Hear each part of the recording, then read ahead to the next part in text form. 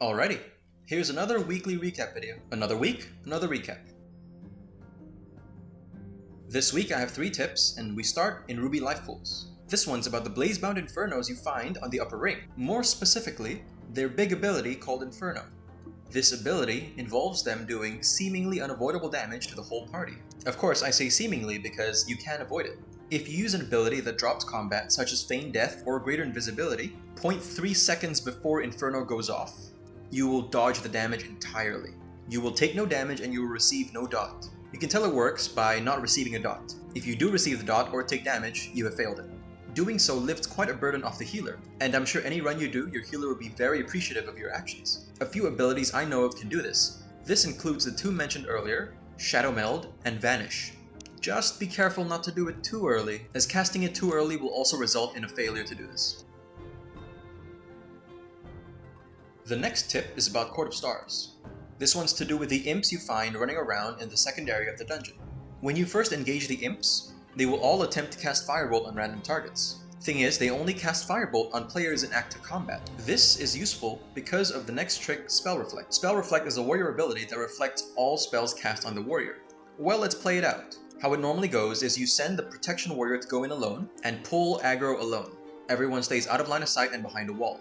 The imps will then only ever target the warrior with their firebolts. Then, a split second before the bullets hit the warrior spell reflects, and all the imps take all that firebolt damage. This can be millions of damage for free.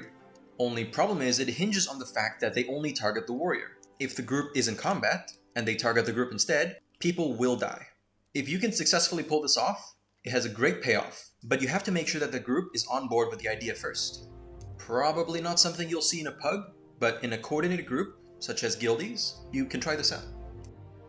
This last tip is quite interesting, because it's really a workaround to a bug with pathing of the mobs in Ruby life pools. In the area of the last boss, there are 3 packs before the boss, and you have to kill all 3 packs before the boss can be summoned. However, there is some fishy business with the second pack in this area. Sometimes if you attack the second pack, instead of walking towards you, they walk backwards towards the third pack, and then they turn around to walk towards you. It is devastating if they accidentally pull the third pack. I have seen it happen before, and it is almost always a wipe at higher keys. Some groups opt to go around this by line of sighting the second pack around a pillar. This doesn't always work because the Storm Channeler targets a random player. If any player happens to be within line of sight of that Storm Channeler, the Channeler might end up doing their funny business. We don't want that to happen. So a trick here is that you can actually go around the second pack, go and defeat the third pack first, and then come back to defeat the second pack. Does it make the dungeon easier? No. Is it any faster? Probably not. But it minimizes risk and coordination required when running with pugs, or people with bad communication. I almost always do this in all my runs just because it's a simple fix to a potentially devastating problem. If you know the tank or are the tank, consider sharing this idea with your tank and do this in your own runs. Alright, that's all for the tips portion, and now we enter the updates portion. Normally I like to divide this part into 2, the first part for live updates and the second part for PTR updates. But I'm going to start with the PTR update first because it's the headline of the video. Explosive is gone. None of the explosive iterations you see on PTR will ever make it to live. Explosive will not be present as a Season 2 Affix. That is just amazing. In its place will be Volcanic, an affix that many people love because it's easy to ignore. On that note, let's talk about the affixes for Season 2 first. In addition to the fact that affixes now spawn on keystone levels 7 and 14 instead of 4 and 7 respectively, the positions of the affixes have swapped. So periodic affixes such as Storming, the new affixes, and Volcanic will spawn on level 7, whereas On Death or Health range effects are now going to spawn on 14. This includes affixes such as Bolstering and Raging.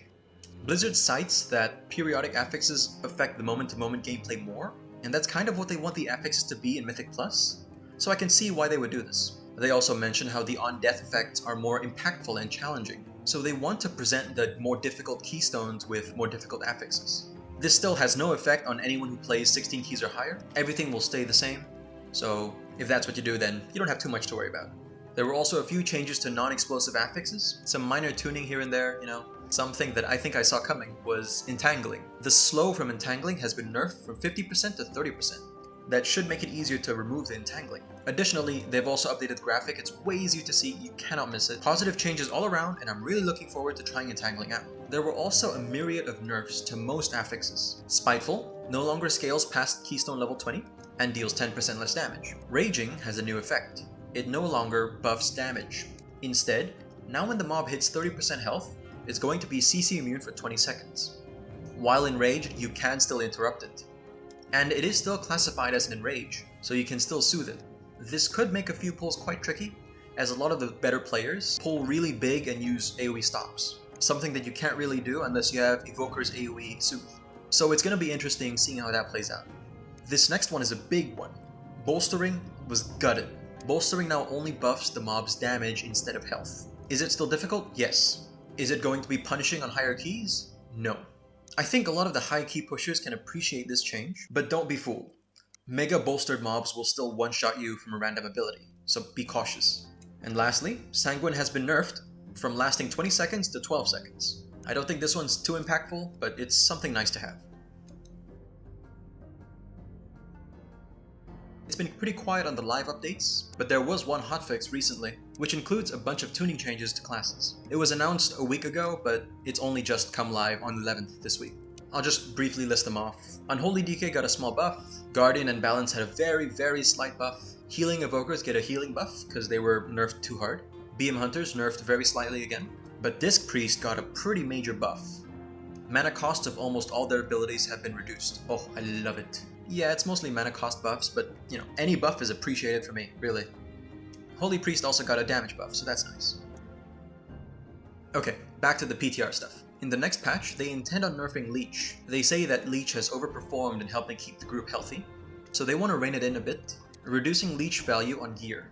This doesn't affect Leech from abilities and talents, so classes with high Leech by default, such as Demon Hunter or Rogues, will still have that Leech built in. There's also an update that buffs many of the crafted gear, mostly embellished gear. I think this is great because we've seen the Lariat take up a lot of the limelight so far. I think it's fair to give the other embellished gear a chance. This, compounded with the fact that the Lariat is receiving a nerf, may dethrone Lariat from being the premier choice for most players, opening up many new possibilities for players gearing through crafting. If you're not caught up, Lariats are receiving a small nerf where it won't be as effective if you have fewer sockets. But if you have all your sockets unlocked and filled, it will be exactly the same as it is now. Speaking of sockets, in Season 2, if you upgrade your crafted gear, and it had a socket that you added to it from the Great Vault tokens, it will be removed. This is fairly important, especially if you are using a Lariat, but there is a warning before you do it. Just something important for you to know when you're crafting in Season 2. As for the dungeons in Season 2, there have been a few changes, minor, to mechanics in the dungeons. This is not only limited to the new ones, but also to the old dungeons like Freehold. Nothing too major or game-breaking, mostly small changes here and there on timing, on durations, and tuning. Really not too many updates now, we're really getting close to the patch date, so I'm sure they're locking in all their decisions for Season 2. And finally, my week in WoW. There is no Affix I hate more than quaking. Okay, that's an exaggeration. For most of the dungeon, it's more annoying than it is dangerous. But it certainly does make Fire Mage and Discipline Priest miserable to play this week. For healers specifically, when you get quaking at a crucial moment of the fight where you need to pump out heals, it can be pretty bad, especially if your party is not ready for it. Did any of you play Herja this week, where you get quaking during the storm? There's little room in the bubble to maneuver, you can barely see the circles, it's a disaster. Of all the affixes they removed, I am so grateful that they decided to remove Quaking and Explosive. Two affixes that make healing quite the nightmare. Throughout the week, I've finally gone all the portals on all three of my characters. It took a while. Some of the dungeons I just don't do because I just don't do them. Either I don't have the key or I just never joined groups that have the key. If you want to know, the last one I had to do was Temple of the Jade Serpent on my Demon Hunter, which was fairly trivial to finish. It's really not that hard when everyone knows what they're doing. But still, my hate for Temple of the Jade Serpent is renewed. It is a bit less bad because I'm not healing it. I'm gonna say something that might be controversial, but I am sad we didn't get to see the last iteration of Explosives on live servers. It had a low enough health that I think I would have had some fun dealing with it. It's unfortunate, but it's really not that big of a loss. Explosive is still a nightmare, I'm sure it would still be bad even with that iteration. Speaking of healing, I'm actually really surprised that Disc Priest got even more buffs. They're looking to be quite strong in Season 2 because of their damage output and their healing consistency. But it feels like the mana buffs didn't seem necessary. Quite frankly, I don't have that big of a problem with mana during my dungeon runs. I think this buff is more applicable to raid where you can't really drink or sit down between pulls, as it's just one long boss fight.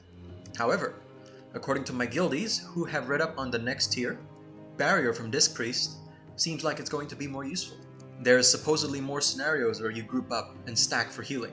Supposedly, it's all secondhand information. But if it's true, Disc Priest will be quite strong next tier, for raid as well. I may end up maining Disc Priest in raid if we can get another mage in our group. Of course, that is difficult because nobody wants to play mage.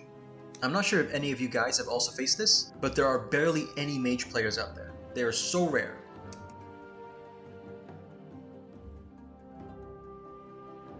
That's all for the weekly recap. Really, thank you for watching. I really do appreciate it.